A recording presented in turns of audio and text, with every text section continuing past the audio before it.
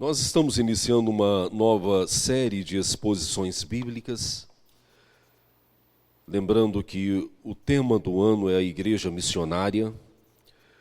Trabalhamos os 2 meses iniciais sobre o subtema Amor, né? A Igreja Missionária é a igreja que ama, é a igreja que conheceu o verdadeiro significado do amor e que pratica esse amor.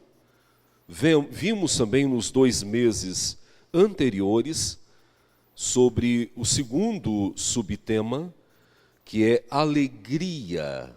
A igreja que vive missões é uma igreja alegre. E trabalhamos na carta do apóstolo Paulo aos irmãos em Filipenses, né? Conhecida por muitos como a carta da alegria, e não poderia ser diferente, porque nela, em muitas vezes, o apóstolo convoca a igreja do Senhor a se alegrar em Cristo, mesmo diante das adversidades. E nesses 2 meses agora, iniciando hoje, nós trabalharemos o terceiro subtema, esperança. Então abra sua Bíblia no Salmo 27.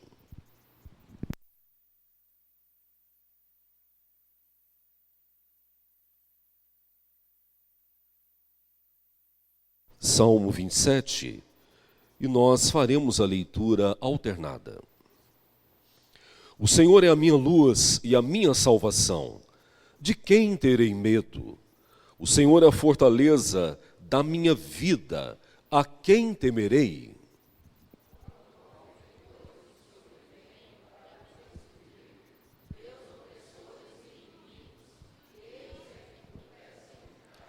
Ainda que um exército se acampe contra mim, não se atemorizará o meu coração. E se estourar contra mim a guerra, ainda assim terei confiança.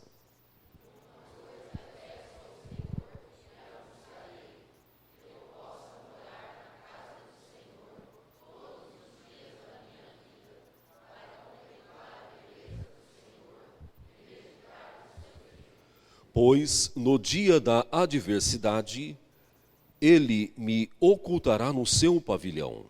No recôndito do seu tabernáculo me acolherá. Elevar-me-á sobre uma rocha.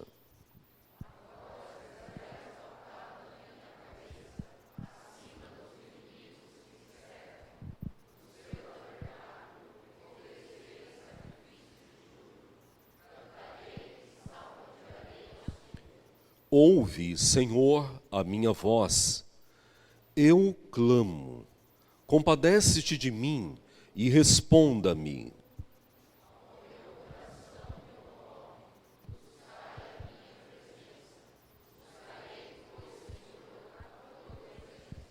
Não me escondas, Senhor, a tua face.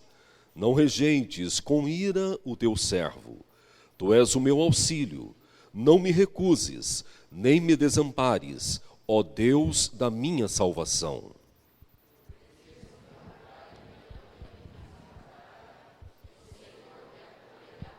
Ensina-me, Senhor, o teu caminho, e guia-me por vereda plana, por causa daqueles que me espreitam.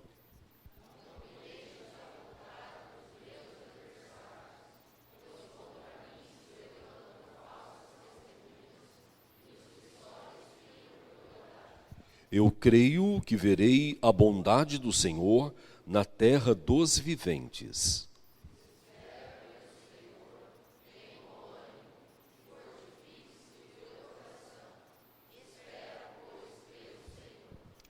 Senhor, é a tua palavra, e nós nos prostramos diante dela e reconhecemos que sem ela não podemos viver para ti, não podemos conhecer ao Senhor, não podemos agradar ao Senhor.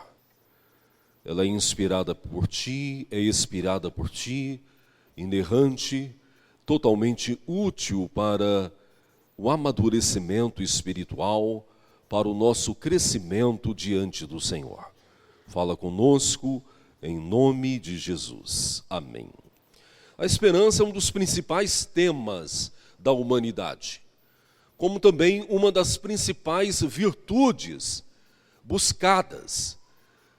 Ela é tema de músicas, ela é tema de ensaios filosóficos, ela é tema de poesias, ela é tema, de forma geral, nas esferas de conversações da humanidade. A esperança é tratada dentro dos nossos lares quando se fala de expectativa de alcançar algum objetivo, ou de uma cura para uma enfermidade, ou de uma melhora relacional, ou de qualquer outro significado ou desejo da nossa alma. Como seria a vida da humanidade se não houvesse a esperança? Há um ditado muito conhecido de todos nós e que tenta refletir um pouco da grandeza da esperança. A esperança é a última que morre. Para um outro lado, para muitos da humanidade, a morte tem sido a única esperança. Então há um conflito não apenas na compreensão desse sentimento, dessa virtude, dessa mola propulsora da existência humana, quanto ao seu significado e quanto à sua prática nas nossas vidas. A palavra de Deus é regada de esperança. De Gênesis até o último livro da Santa Palavra, a esperança entra como uma virtude que, quando colocada em Deus, nós somos fortalecidos e não somos decepcionados, não somos frustrados, porque a esperança em Deus fortalece-nos na caminhada. O salmista, no Salmo 27, fala sobre isso. O Salmo 27 está dentro dos salmos de confiança, naqueles que o salmista se coloca diante do Senhor e fala: eu confio em ti. Sem ti eu nada sou, sem ti nada posso fazer. A esperança é tratada dentro desse salmo.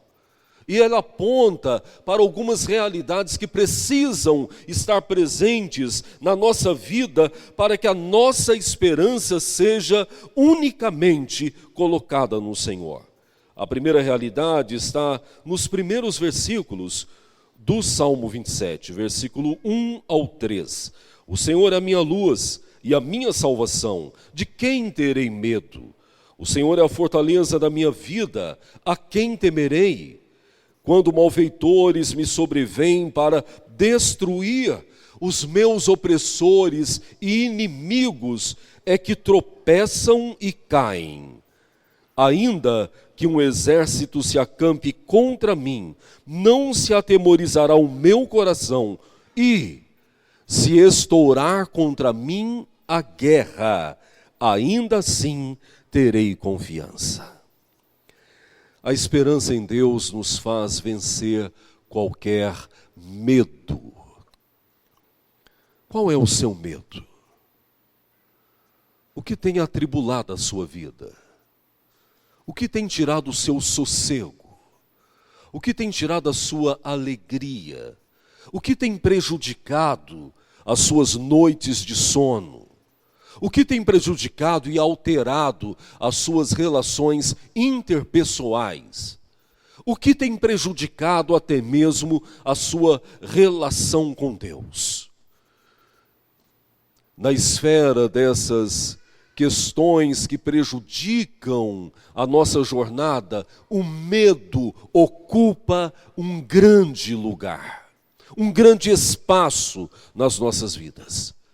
Temos medo de adoecer, temos medo de morrer, temos medo de não sermos compreendidos, temos medo do desemprego, temos medo da família, temos medo de enfrentar as dificuldades, temos medo de sair de casa. O medo parece que é algo, que é um sentimento tão presente no nosso dia a dia.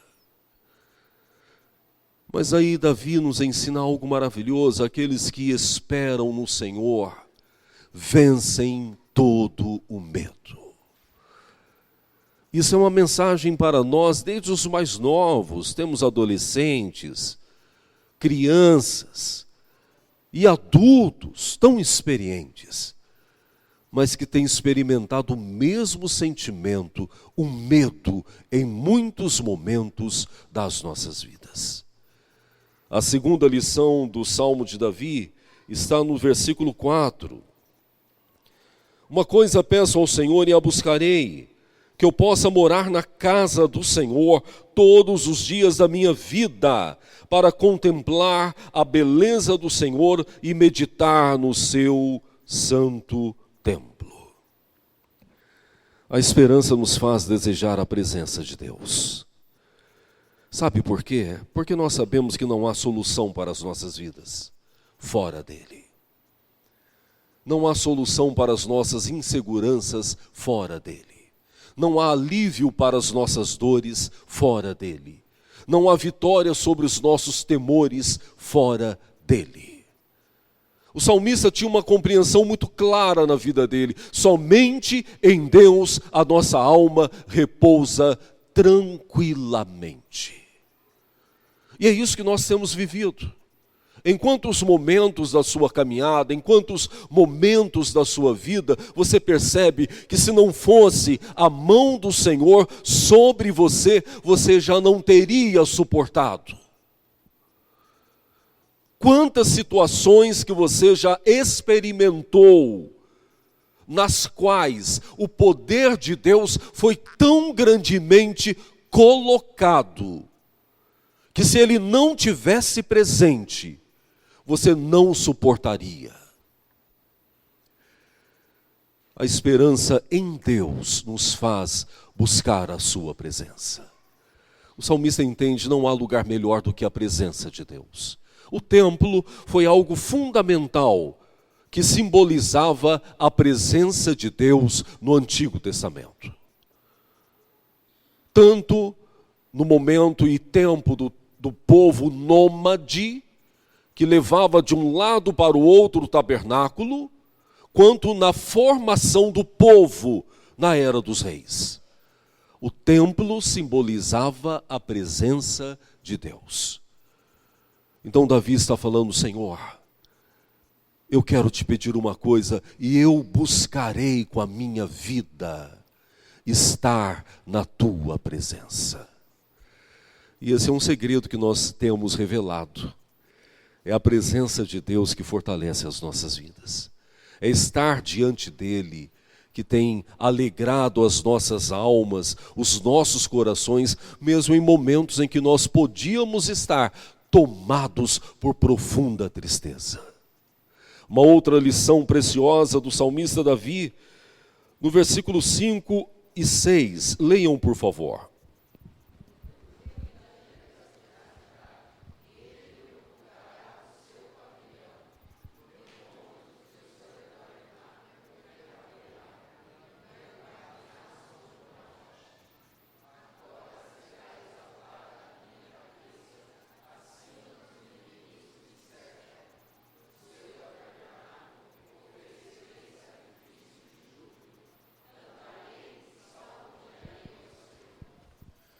A esperança em Deus nos faz confiar nele. Quem é o seu juiz?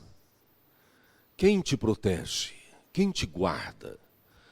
Sobre qual sombra você tem descansado?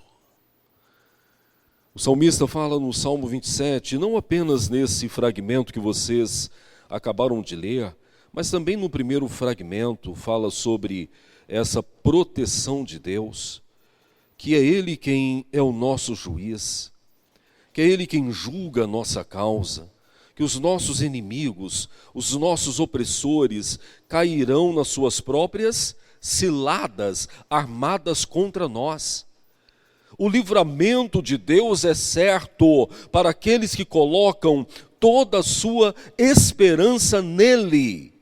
Então os 2 versículos lidos agora têm uma convicção clara, pois na adversidade, pois no meu sofrimento, pois na minha dor, pois na minha fraqueza, Ele me socorrerá.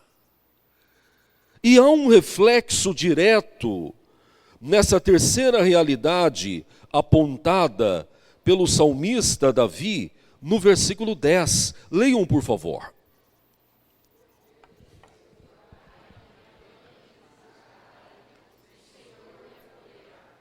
A esperança em Deus nos gera uma confiança tão grande que nada se compara à proteção de Deus para as nossas vidas.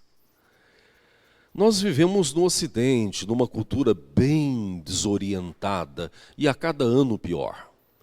Mas na época do salmista e na cultura judaica, os pais cuidavam dos seus filhos.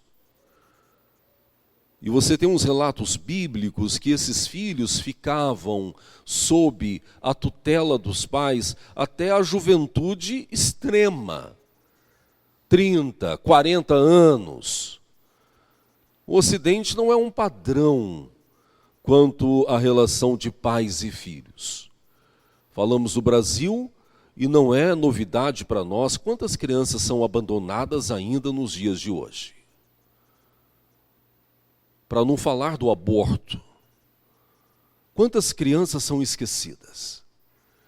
Mas na perspectiva de Davi, naquela cultura e naquela época, o que havia de maior expressão de amor, de cuidado, de preservação, era a família. Então ele fala: Senhor, mesmo que um dia os meus pais me abandonem, o Senhor me acolherá. Então é isso. É a esperança de Deus que nos fortalece para que em momentos de abandono, de solidão, de fraqueza, de perseguição, de ciladas, nós ainda confiemos na justiça de Deus. E vejam ainda uma quarta orientação do salmista quanto àqueles que esperam pelo Senhor. Versículo 7. Ouve, Senhor, a minha voz, eu clamo. Compadece-te de mim e responda-me. Ao meu coração me ocorre, buscai a minha presença. Buscarei, Senhor, pois, a tua presença. Não me escondas, Senhor, a tua face. Não rejeites com ira o teu servo. Tu és o meu auxílio. Não me recuses, nem me desampares, ó Deus da minha salvação. É a esperança em Deus que nos faz confiar na sua misericórdia. Jeremias, no seu livro de Lamentações, já nos ensina: as misericórdias do Senhor são a causa de não sermos consumidos. Capítulo 3. Mas ele introduz essa convicção declarada com uma inquietação da alma, quando fala de trazer à memória o que pode me dar esperança. O que você traz à sua mente? O que você traz ao seu coração? O que você traz à sua memória para te dar esperança nos momentos difíceis? E Jeremias responde: eu trago à minha memória as misericórdias do Senhor. E é isso que Davi está fazendo agora. Senhor, as suas misericórdias é que sustentam a minha vida. As suas misericórdias é que me fortalecem na minha caminhada. As suas misericórdias é o que me move em frente. Mesmo que ao lado tudo pareça difícil, mesmo que na frente exista um obstáculo muito grande, São as misericórdias do Senhor que me fazem prosseguir na minha jornada. E finalmente, irmãos, a quinta lição do salmista Davi para aqueles que esperam pelo Senhor. Versículos 11 a 13. Leiam, por favor.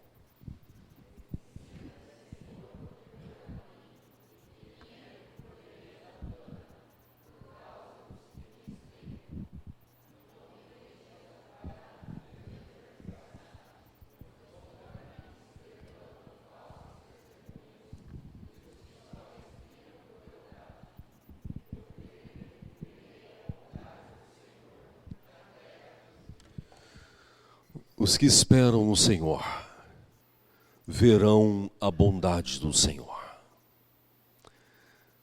Mas o salmista constrói uma estrutura que antecede essa expectativa.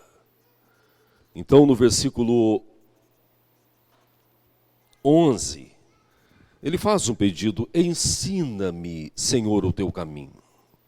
Nós temos os nossos caminhos, nós temos as nossas veredas, nós construímos os nossos atalhos. O ser humano tem essa inclinação de emancipação, de achar que tem tudo certo na sua mente, na sua programação, no seu planejamento. É por isso que a mesma palavra divina nos exorta dizendo: há caminhos que para o homem parecem perfeitos, mas são enganosos. O final deles é de morte. Então o salmista fala: Pai, eu não quero errar, eu não quero seguir os meus passos, eu não quero seguir as minhas inclinações, eu não quero autonomia. Ensina-me o teu caminho, ensina-me por onde andar, ensina-me como andar, ensina-me como viver. O salmista entendia que não há como viver, não há como caminhar, não há como prosseguir se não for por um direcionamento de Deus. Ele expõe ainda e novamente a questão dos inimigos. E aqui é uma questão de inimigos que espreitam, que estão na surdina, que estão escondidos, que nem sempre fazem na sua frente, mas que ficam por trás, arquitetando a sua queda. E o salmista entendia que nós não podemos com eles, mas Deus é quem os vence. Então, nesse pedido, o salmista fala: guia-me no teu caminho, porque todos os perigos da minha caminhada serão neutralizados pelo poder do Senhor.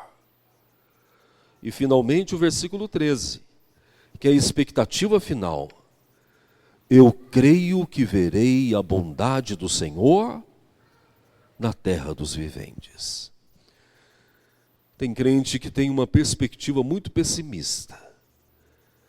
Vai só piorar, não tem mais jeito, meu sofrimento, a minha dor, meus inimigos só aumentam e vão aumentar ainda mais. O salmista não fala isso. O salmista fala: Deus vai agir. Deus vai operar grandemente. Ainda em vida, verei a bondade do Senhor. Que o Senhor te fortaleça. Ao versículo 4, leiamos uma só voz: espera pelo Senhor. Fortifique-se, espera, pois, pelo Senhor.